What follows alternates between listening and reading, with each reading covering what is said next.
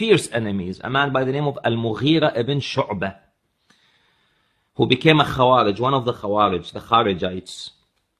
And Imam al-Hasan alayhi salam scolds Al-Mughira, and he says, you are one of the people who attacked the house of my mother Fatima.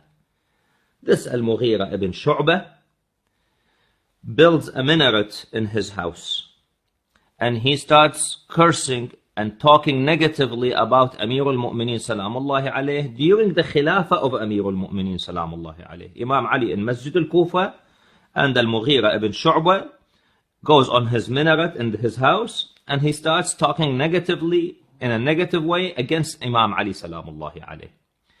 The news reaches Amir al-Mu'mineen. He says, as long as he is in his house, not harming anyone, he has the right. This is what we call today the freedom of expression, freedom of speech. Where do we find such a leader who deals in such manners with his enemies, with the people who curse him, right in the front? All of you know the story of Malik.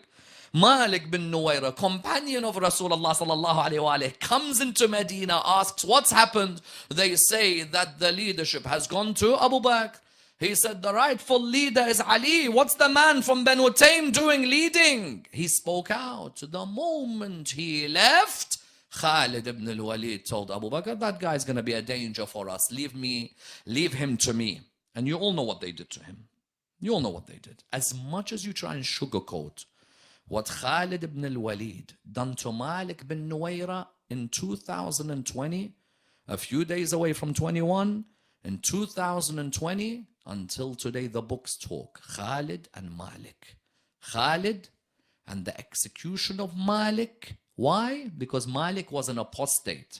Apostate because of his loyalty to Ali ibn Abi Talib. He's an apostate because of his loyalty. And because he rejects the Khalifa of his time. It seems, as the poet says, ride a camel and you're still called the mother of believers. But in that moment, you are not treacherous to the caliph of your time. But when Malik opens his mouth, then he's accused of being the king of treachery. Isn't that true? Malik, the only thing he did was he rejected the Khalifa of his time. Tell me, where is it written that if I reject the authority of someone chosen at an election, that I'm to be executed? Why am I to be executed? Unless you believe that that Khalifa from Saqifa is divine. And you said that divine authority ended with Nubuwah. So now, is Khilafah the same as our concept of Imamah? Because if he rejects the Khilafah of Saqif and you kill him, you've made your Khilafah become Imamah. And even Imamah, you don't execute someone who rejects you. Otherwise, Ali ibn Abi Talib could have executed many after Jamal and Siffin. So what do you find? Malik bin Nuwayra executed because of his loyalty to Imam Amir al-Mu'mineen alayhi salam. Not just executed, you know what they did with him. They beheaded him, they used his head. They used his head as the board for when you cook.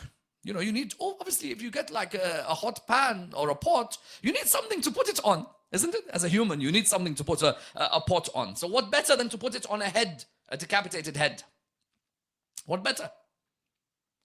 The problem is, when you say these things, and you see what happened in Syria, and you see what happened in Iraq, where people were being beheaded, and you place them on the ground, and you cook food on top of them, if you try and link it, it becomes uproar in the world. Uproar, if you try and link it. This is Islamic history. I'm not taking something out from my pocket. I'm not taking something out.